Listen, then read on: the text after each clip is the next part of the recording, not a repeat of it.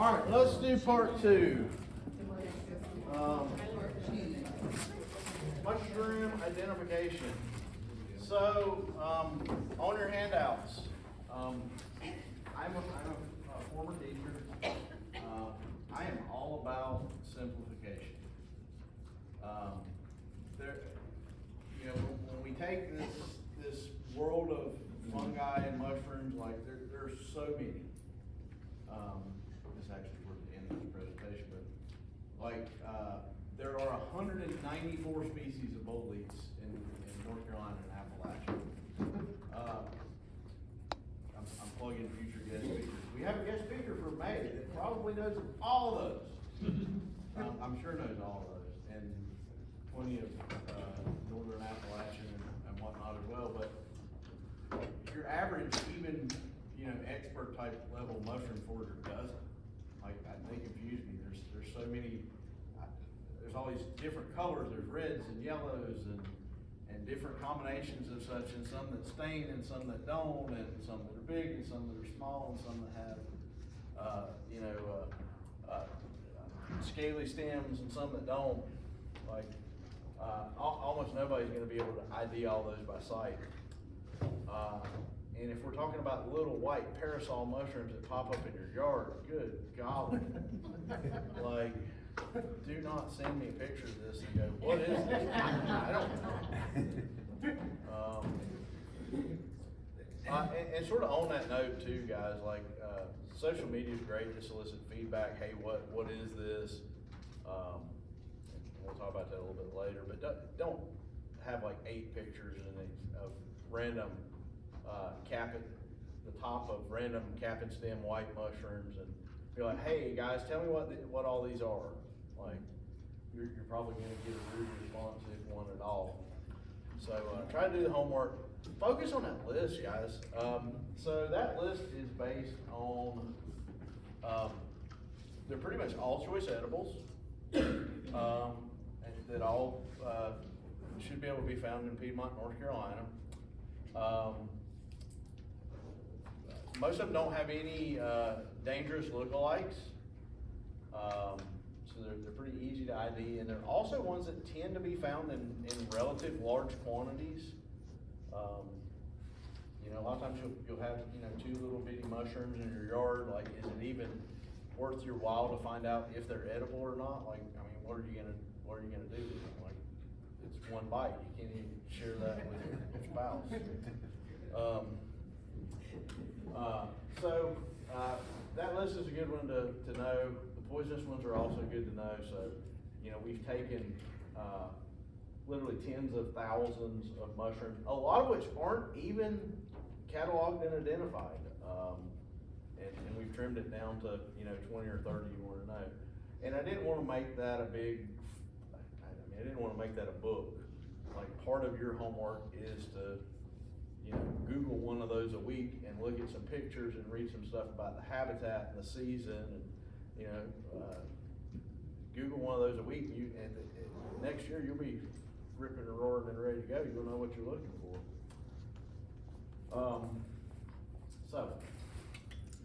Mushroom identification. So parts of a mushroom. All this stuff is ultimately important.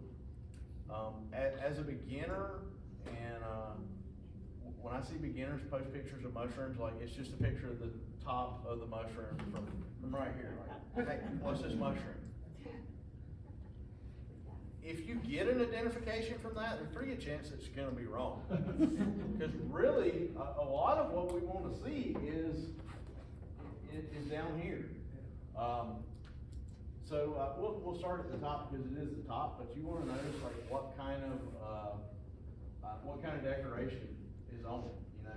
The shape of the cap, but also the decoration. Does it have visible striations? Does it have it's not my graphic. That says rats. W-R-A-T-S. It should say warts. Dyslexia. So notice what kind of ornamentation it is. Some of that stuff can be elusive too. Warts are not necessarily firmly attached. They can wash off, they can wear off, they can be a lot less prominent on certain species, so be very careful with that. With the mushrooms on the list, you don't have to worry about, if you see warts, it's not one of the ones on the list. One of the most important things is gonna be fertile surface. So on your standard captain stem yard mushroom, most of them are gonna have gills. You're gonna find that most of the ones on that list do not have gills. So gills are the little blade-like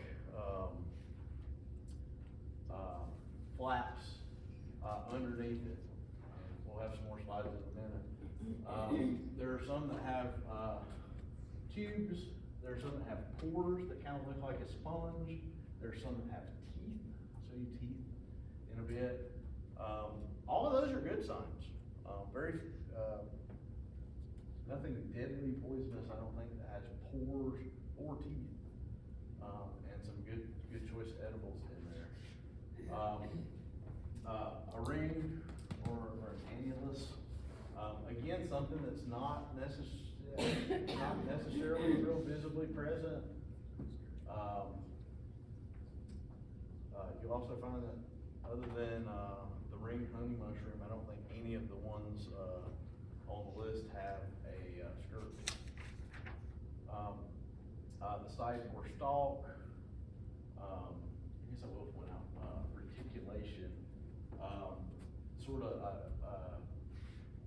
reticulated stems have kind of like a web pattern on them, like a net pattern. That's important on some of the boletes. It is necessary, in a lot of cases, to pull the mushroom up so you can see this base here. Just to put this out there, especially in a beginner course, but kind of the mushroom club in general, this,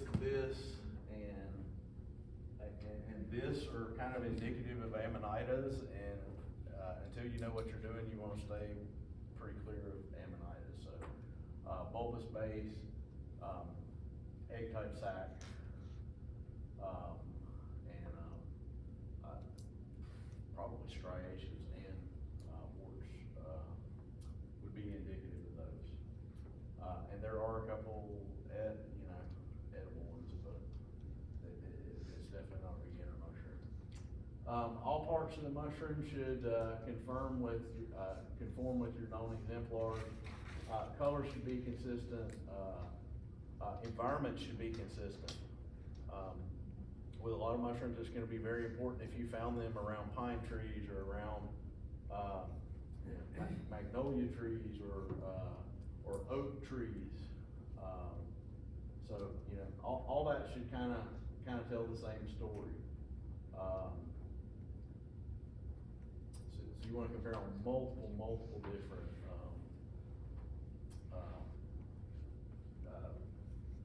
exemplars, multiple different characteristics. Young specimens are ideal for identification and consumption. Sometimes you're going to find stuff it could be too young to really positively identify, could be too old to really positively identify. And don't trust internet IDs exclusively. Anybody on the internet, anybody can be a mushroom expert. Hey, I'm Dr. John, I have my PhD in mycology from Temple University. None of that's true. At the very least, you need pictures of the top and the bottom, at the very least. Again, hopefully the entire base. You don't have to worry about handling mushrooms. So like, even if this is, a deadly Amanita, like I can pick it up, I can twirl it around, I can, put it upside down for a photo. I'm not going to absorb any toxins through my skin, or anything like that. You do have to eat toxic mushrooms. In most cases too, nibbling and spitting is acceptable. I mean, I certainly wouldn't try that on anything that I don't think you're gonna find a lot of taste information on like, deadly Galarina or something like that. I don't think that's gonna be an identifying characteristic. Don't trust any single source. The internet groups are good ways. The better mushroom groups, when you post a picture, will say something like, compare to, and it'll kind of give you a start. You know, this is Lactarius indigo, you know. So, all right, let me look up Lactarius indigo. Let me start going through the process. Well, this matches up, this matches up. I use a fair amount of Google Lens. It's a good starting place, especially for a distinctive mushroom. If I had to rate its accuracy, I'd probably say slightly less than 50%. Yeah, I mean, but for a distinctive mushroom, a lot of times it puts you in the right family, and you can kind of take it from there. I absolutely would not use that as a sole source. Have you used iNaturalist? I have downloaded it, I have played with it a little bit. I have scrolled through some of the pictures there, like we did that, so we found, King Boley, at the end of the summer. And, that's anybody ever find King Boley around here? Not here, yeah. So, they're pretty rare, and I am pretty sure of this. I'll bring pictures and show them to the club and show them to our Boley speaker, but, myself and Jim Ross, who's pretty sharp, kind of went through the paces on it. We harvested a bunch, we ate a bunch, they taste great. But like, I was looking at the pictures on iNaturalist, and I'm like, a lot of what there were King Boleys found within the picture, but a lot of them didn't look quite right. Like So where it's been handy for me is, I find that it at least does a pretty good job of the genus and sometimes the species a little bit better than at least I've had with Google Lens. And then I can use that with, you know, a book which has better pictures. The pictures in iNaturalist are great. Yeah, and there's a lot of resources. Again, you know, use multiple sources. iNaturalist is cool. I'm trying to get into that because it literally is kind of documenting like what's found, when and where, like fairly specific. You can kind of camouflage your location to a certain extent, but like it'll still say like zip code, right? Like hey, I found these in 27105, but it doesn't. But you can also, you know, where it says, hey, I found this right out behind the accent. Yeah, you can get pretty close. So that's kind of cool. You kind of have to decide how specific you want to be. Yeah. So, and all those apps are gonna be getting better, but for now, it's kind of a piecework. But anything can kind of get you pointed in the right direction, at least, like I said, get you to a genus level. You know, starting out, like you might not know if it's a bolete or an agaricus or a lactarius, and you know, at least if you can get in that group, you can start drilling down from there.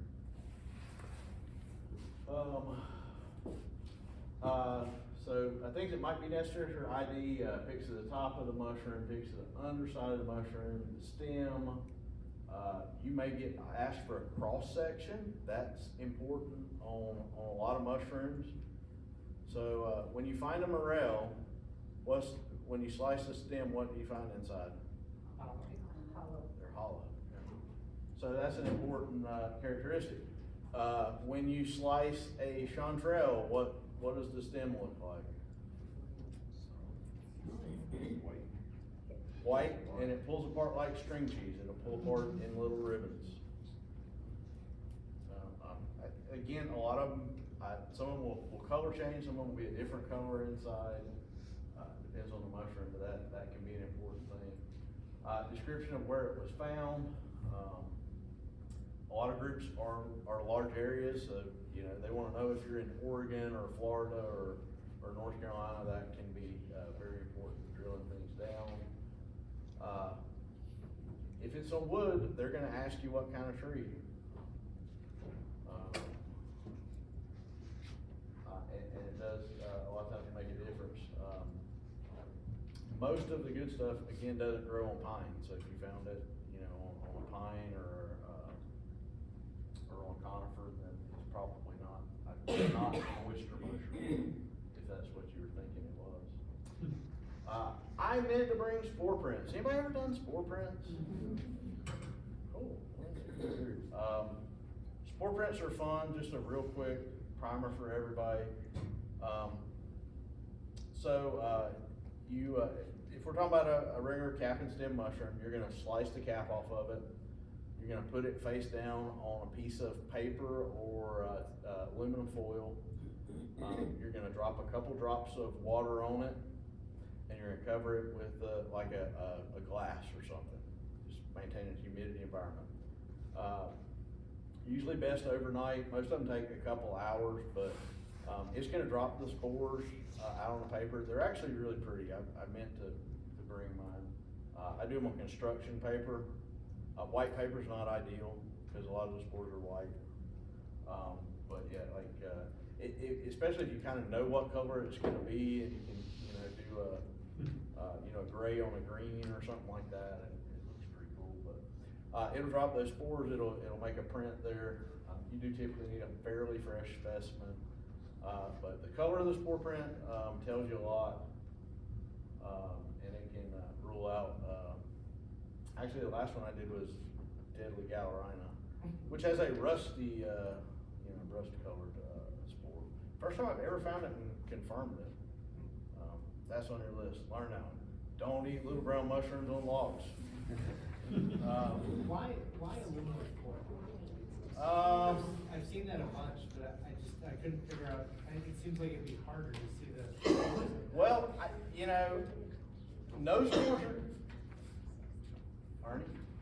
Just say a lot of people, like I do it on aluminum foil, it's because I've got a lab, and after I do the spore print, I can close it up and save it, and at some point I can take it in my lab and transfer it onto ag or grow it out. So a lot of people, that's the reason that they do the aluminum foil. And if you have no idea what the spore color is gonna be, then, white shows up, gray shows up, rusty brown shows up, all that. I don't particularly like it myself, but yeah, it's. I wondered, cause I saw people using aluminum foil a bunch, and then I thought, like, I was just using white paper, cause if it was a white spore, you wouldn't see it, and if it wasn't a white spore, then you would. And so I thought that'd be relatively easy for me.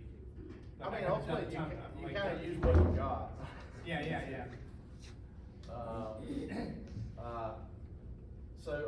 So spore prints are cool. Make sure, in a lot of cases, they're gonna be necessary to rule out some lookalikes. Testing for bruising. A lot of mushrooms, particularly if we get into like old leads, are gonna bruise just from handling them or cutting them. Also, Lactaria species, if y'all haven't played with those milk caps, if you'll slice them, yeah, they exude like a milk. It's a latex. Like milkweed sort of does? Yeah, I'd say it's probably in that. It depends on the kind you have. Like I have indigo milk caps in my front yard. So when you cut them, they bleed blue. Oh, It looks like blue ink. Mm-hmm. Yeah, it's really neat. Don't put those in the bag with anything else. But I couldn't convince my wife that they were edible. She would not believe that something that had blue ink coming out of it I understand that. was something we were gonna eat. That's on your list. That's, I know it. Smell can be important. It can run the range. You have mushrooms that smell a little bit fishy. You have mushrooms that smell, what is that? Cadaverous. Cadaverous. Don't sniff the, I guess I'll tell this joke too. Somebody posted a picture of a stink horn in one of the groups, and I said, we're gonna need you to get down there and smell it. You don't have to get that close. Stinkhorn smell, whoa, boy. But, you know, you have that smell, and you have some that smell kind of like licorice, you have some that smell, apricot type, smell, so, that can be diagnostic. Nibble and spit, is safe. A lot of times, especially with, bowl leads, most of the reasons you wouldn't need a bowl lead is because it's gonna be bitter tasting. So if you nibble and spit it and it tastes bitter in your mouth, it'll be even worse when you cook it, so you can just chuck it if that was your goal. Is there a particular part that you would nibble and spit over another part, like the cap versus I would the say stem? cap, but I Cap. mean, I don't know that it's essential. Pigs at different stages of development, yeah, they don't all look the same.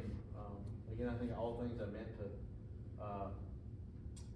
Amanita jacksonii is a cool mushroom to look at. Cause a lot of times, in the summer, you'll get them and they'll be everything from just like a little mushroom cap emerging from an egg all the way out to one that's fully unfurled and 4 inches in diameter, and a lot of times you can catch all those different stages. And then picks to the base of the stem. Again, in the summer, to try and eliminate amanitas and some of the others, that bulbous stem or that egg at the bottom will be important. So a lot of books, use, filters or dichotomous keys. So they're kind of a good way. So dichotomous key it'll be a yes/no question. Is this mushroom blue? No. If it's not, it'll send you in a different direction. Is this mushroom cap larger than 4 inches?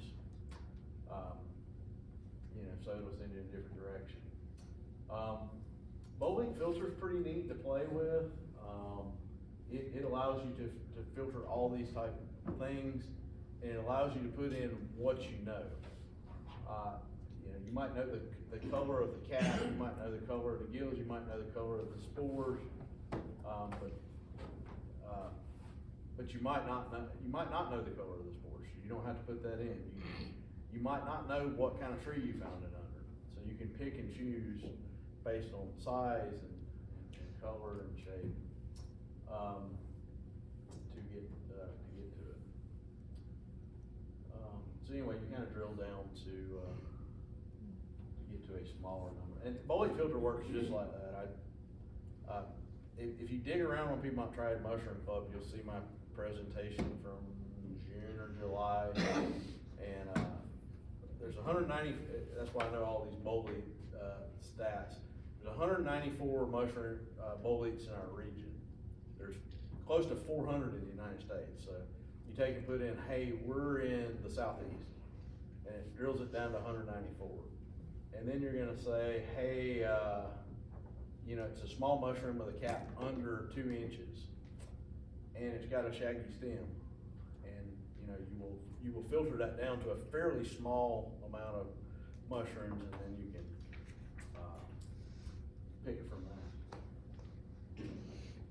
So let's spend a little time on fertile surfaces. Again, these are gills.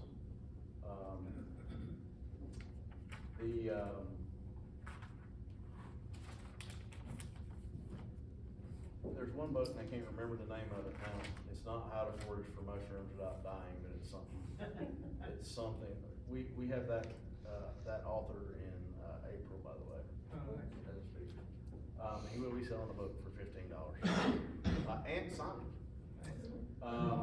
If I can add to that, that is the best book if you're just starting out. How to Forage for Mushrooms Without Dying is a book you absolutely should have. It is the most practical book that you can have. It has more information about the mushrooms that you should know than any full-on guidebook that you would spend 30, 40 I've got some that I spent $80 on. But How to Forage for Mushrooms Without Dying has more information about the important ones for a beginning mushroom forager than the big guides do, because they're trying to cover everything. This covers about 25 different species and poisonous ones, and you should get that book. Yeah, again, simplify, like, I started with the Audubon Field Guide, and, That thing's brutal.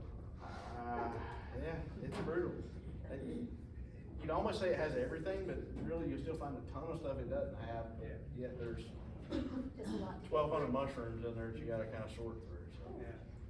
Simplification's good, but anyway, one of the basic guides, basically said, don't eat any mushroom with gills, and you won't poison yourself. And that's generally pretty true. So be careful with gills. They are pretty, and they do awesome spore prints, cause you'll literally get that radial pattern, on a good spore print. Fault skills are fun. Chanterelles have fault skills. So, to the inexperienced, those, I mean, they look like gills, right? They're little blades under it, they're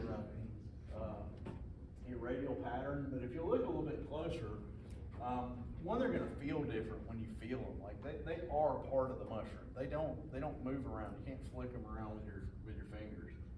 They're really wrinkles is the best way to think of them. So there are wrinkles on there, and a lot of times you're gonna see a lot of forks as well. They're not gonna be straight. But that's characteristic, largely of chanterelle mushroom. And there are, quite a few, species in that group. So fault skills is one to know. This one is pores. That is some sort of king bolete, porcini, mushroom there. You'll see that it has, kind of a sponge-like, underneath on it. There are a lot of good, edibles, with pores that are sort of forgotten about. You can have an internal fertile surface, so, puffballs are a pretty safe thing to forage and eat, yeah. Don't quote me 100%, but pretty much any puffball that's white inside when you slice it, looks kind of marshmallowish, is safe to eat, even down to some of the smaller ones. They're not, I dehydrated, made some chips with them this year, which has been my favorite way to do it so far. I would say calling them choice is generally pretty generous. There's a lot of recipes that use them, like a bread. Like you'll make a little bruschetta or a little pizza or something like that with them, and they don't have much taste on their own. I did think dehydrating them really concentrated the flavor, and I didn't hate it.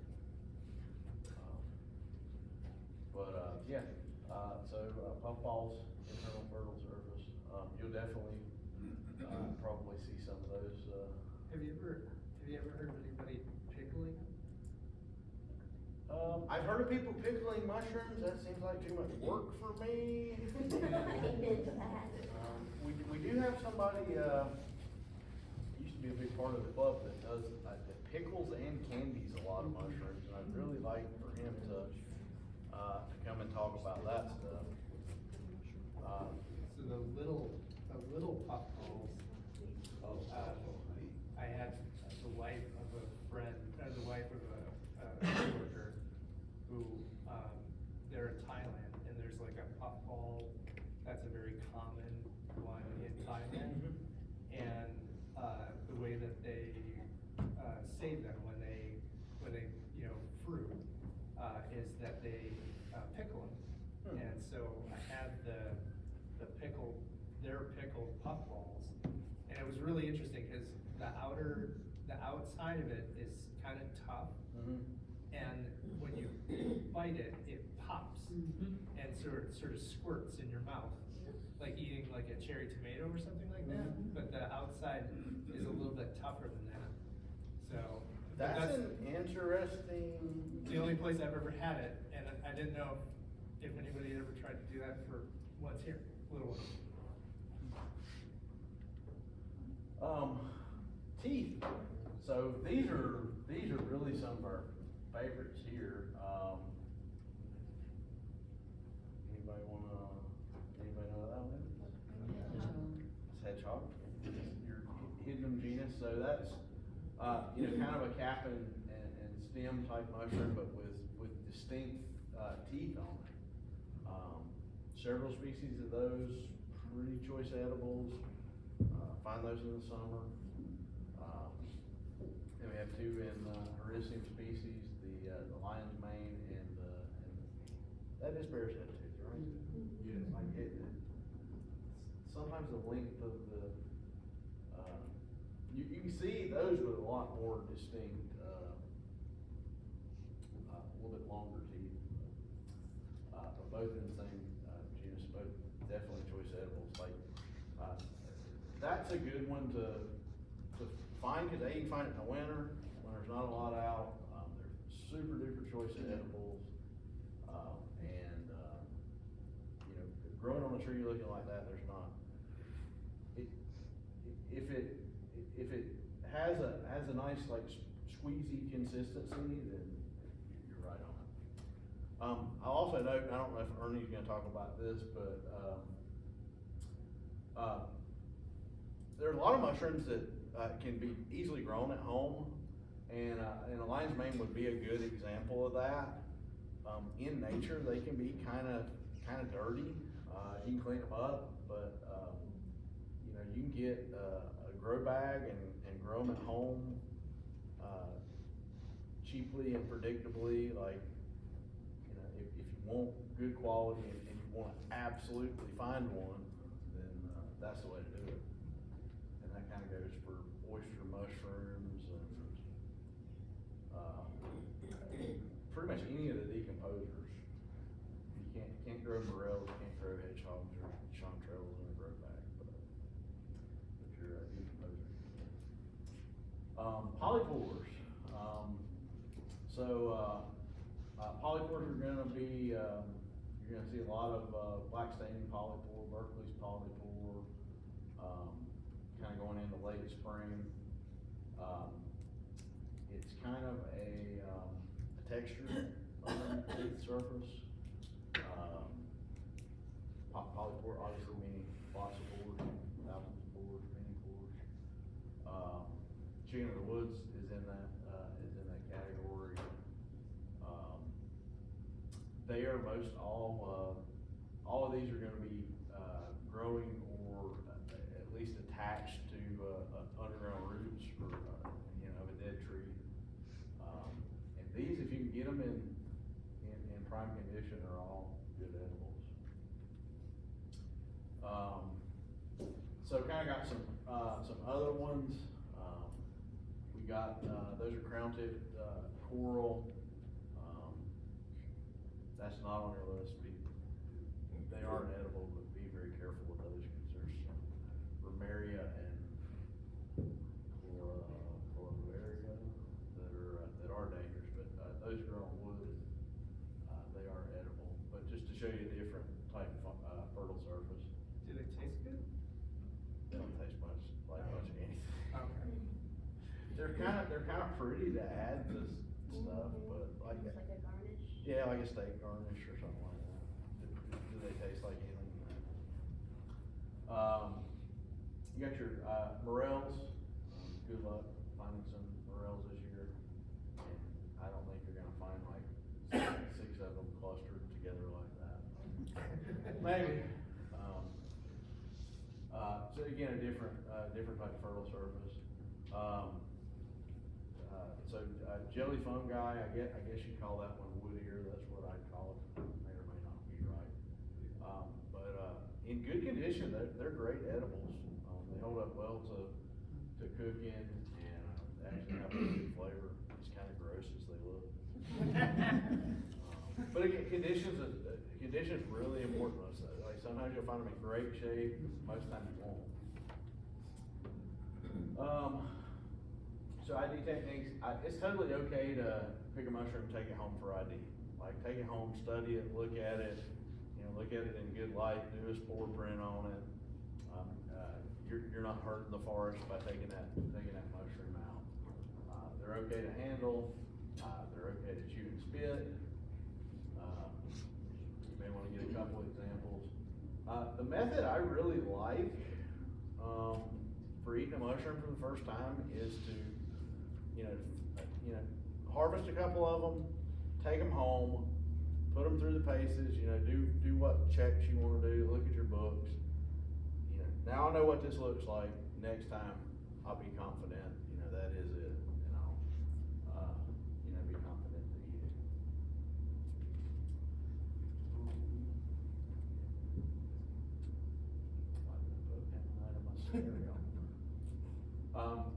I guess this is time back into cross sections. You can obviously see it has a real fat base, has a real solid,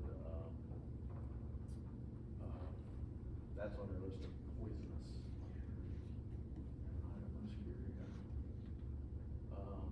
And I do wanna get a speaker on ammonitis at some point. I'm working on a good speaker. I think they're interesting, Those are in North Carolina? There's a lot of people that say it's not a true Ammonite muscaria, but yeah, you can definitely get, fly agaric species in North Carolina.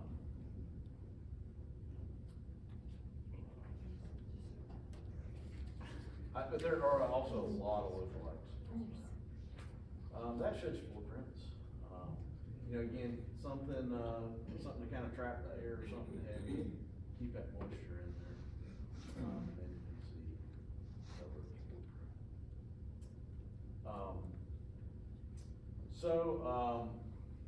print. Anybody know what this lovely edible mushroom is? Check. Yeah, this is jack-o'-lantern. So False gills? they're true gills. They don't necessarily look like it from this. So one of the things I wanted to point out. Let me go ahead to my. A little bit of knowledge is kind of dangerous. All right. So I've seen that mushroom, that jack-o'-lantern, posted in various groups, and people say, "Hey, is this a chanterelle?" And like, some of us are like, what, how in the world could they possibly think that's a chanterelle? But they're not that different. So, like, that's sort of my caution, is arming you with a little bit of knowledge. Hey, an orange mushroom growing under trees, season's important on that, because the season for the chanterelle and the jack-o'-lantern are quite different. Jack-o'-lantern is Halloweenish time, and chanterelle would be summer. But a little bit of knowledge. So I put this little thing together. So, these are both guitars, right? Are they the same guitar?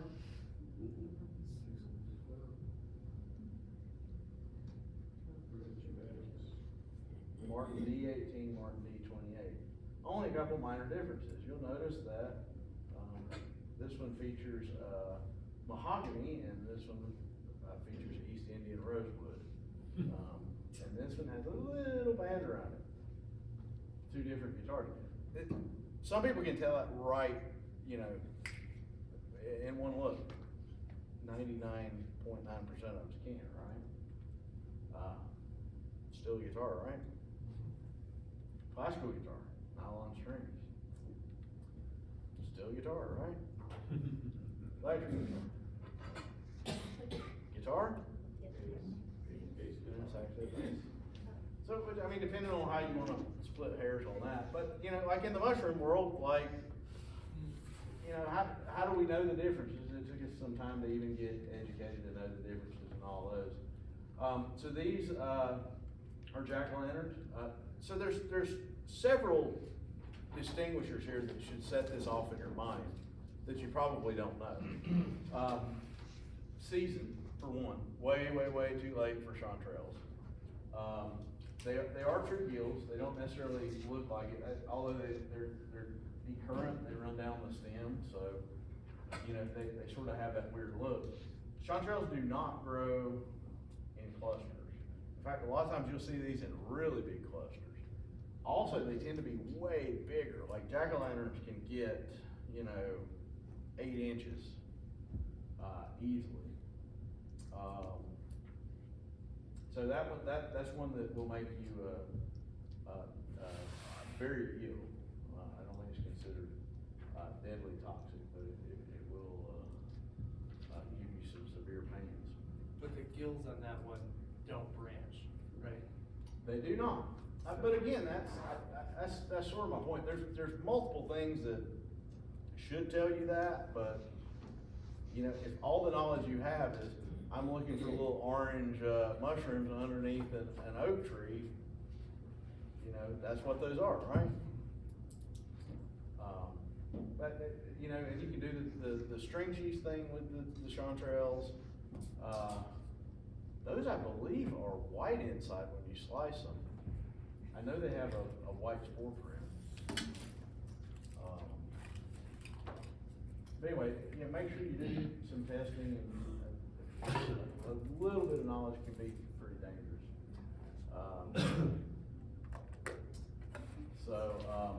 And I guess the other one you can confuse it with would be honey mushrooms, because they are gonna grow in clusters. They're a lot closer seasonally. They also have a white spore print. So again, be real careful. Honey mushrooms by a lot are not, and there's two different ones. One with a ring and one without. Honey mushrooms generally aren't considered a choice edible, but if you get them prime, I made mushroom stock with them, and did kind of like like an Asian, inspired kind of a stew with them, and I mean, they were great, I like them. So sometimes you gotta kind of play around with them. And, broths and whatnot are ideal with them, cause literally you just cut the dirt off of them, you throw the stems and all in there, and there's not a lot of prep or anything, you just cook them down for your stock.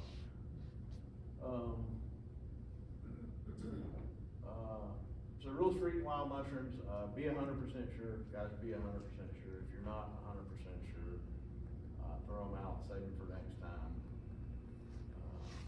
I mean, eat them the second time around. And again, it's, generally not a good idea to eat, mushrooms the first time you find the species.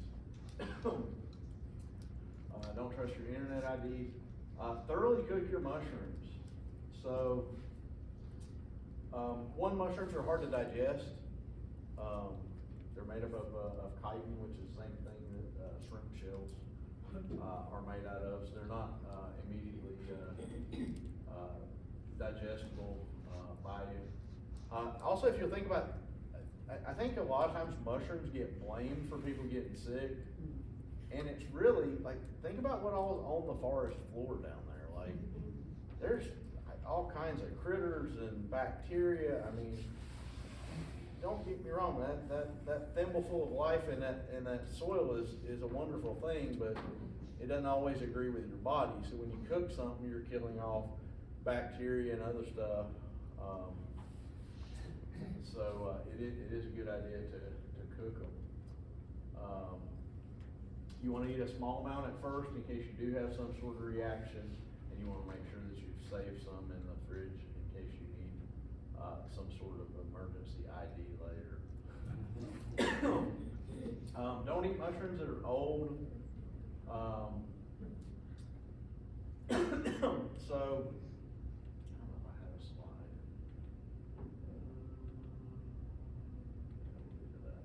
Okay. And don't eat mushrooms that could have accumulated toxins. So I talked earlier about how, you know, mushrooms can clean up toxic waste sites. Mushrooms are hyper accumulators in areas that have concentrations of lead or some other toxic metal, toxic chemical. They will be in much higher concentrations in those any place that's regularly sprayed with chemicals, any place that's, you know, an industrial runoff area, if it's growing on, poison ivy or a creosote post or something like that, you know, treated lumber. Depending on how far off the side of the road, I might go there. I actually have a question. Yes. So I like to go hiking a lot. How far off trail would you really need to be for that, or would it be safe? I mean, I would say in a park or, you know, national forest or something, I wouldn't hesitate even if it was right on the trail.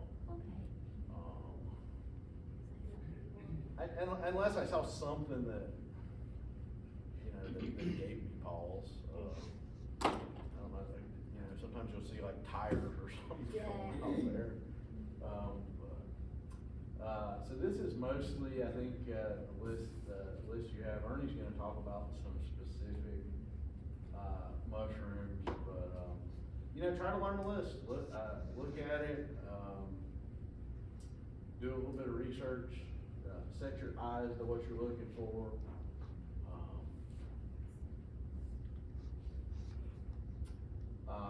You'll find more edible mushrooms in the woods than, pastures and lawns. You'll find more edible mushrooms in a hardwood forest than an evergreen. For the most part, if it's growing out of wood and it's soft enough to chew, it's probably edible. I mean, I don't wanna be too overly generalized with that, but I think that's largely pretty true. Most parasol mushroom yields are generally not choice edibles. Again, I hate to be, most mushrooms that are white or brown in that traditional shape and they have gills are probably gonna be ones you're gonna wanna avoid, because there's very few choice edibles there, and there's some ones that, can be, dangerous. So again, being a wet blanket here, you know, a lot of times you go out and forage and you find stuff that you're super stoked to find, but you ultimately don't eat it. So, a lot of times it's, you know, been chewed up, it's bug infested,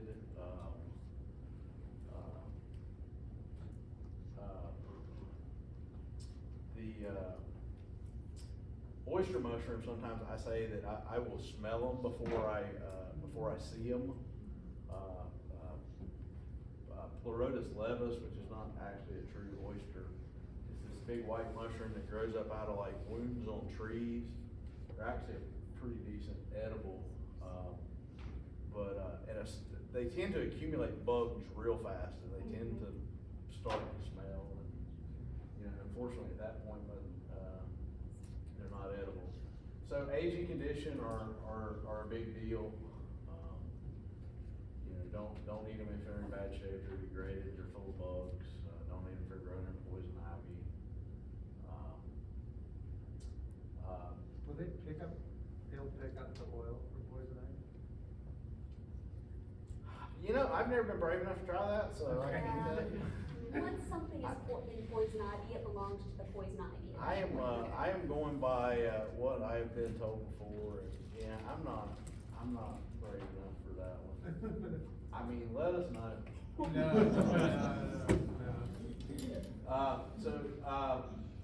You know, it takes 10,000 hours of experience to become an expert in any field, so I'm not there. I don't think, many people in this room are there.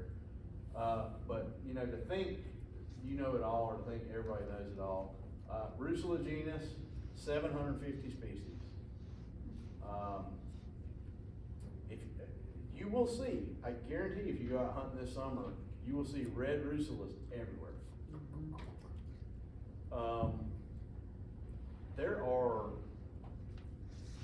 Nobody even knows how many species of red russula there are. There are like probably at least 100 of the reds. And if you want to pick one up and try to ID it, it is sort of an inside joke that's just kind of a fool's errand. You're not going to get a species level identification.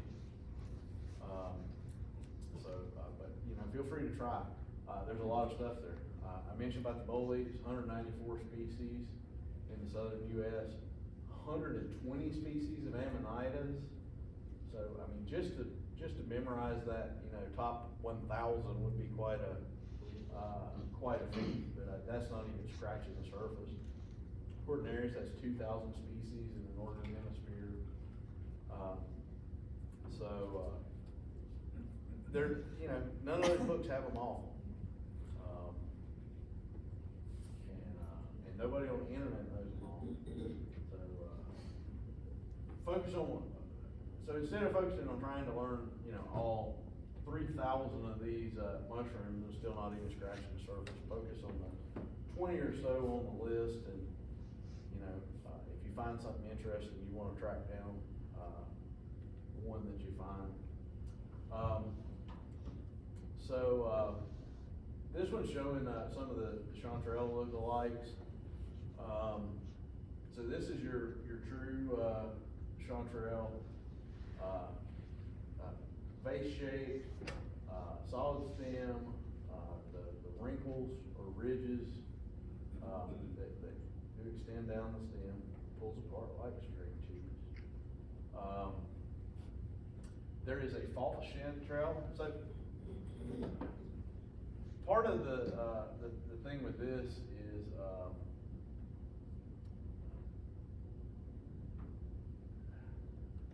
it's weird. There is some evidence that some of these have made people sick, but generally all 4 of these are considered edibles. So even if you're not right, a false chanterelle will not kill you. It's not considered an edible, but it won't kill you. But there are multiple differences. It's true gills, it's orange inside instead of white. So you should, with a little bit of education, be able to spot that. I think this one is much later in the season, too. I found that one a couple times and I passed it up, so I don't know if some people eat them, but there's at least some evidence that people have had reactions to them. Keep in mind too, on eating stuff, everybody reacts different, you know. There's, most of us in this room can eat peanut butter with no problems, but there might be somebody in here that can't. You know, so different people react differently to them, so make sure you eat a small amount, make sure you cook them thoroughly. You know, kind of learn what your tolerances and what your preferences are. So we're gonna take another short break. We're gonna get Ernie set up, and he's gonna talk about some edibles and some poisonous ones.